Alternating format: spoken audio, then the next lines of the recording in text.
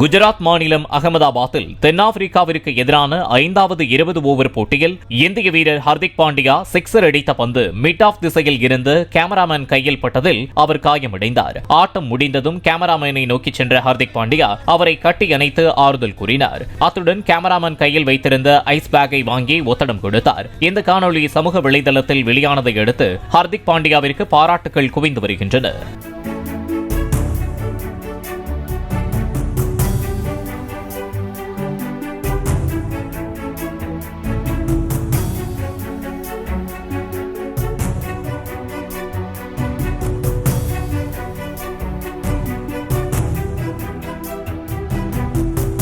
Play store மற்றும் app ஸ்டோரில் இருந்து பாலிமர் செயலியை QR கோடு மூலம் பதிவிறக்கம் செய்யுங்கள்.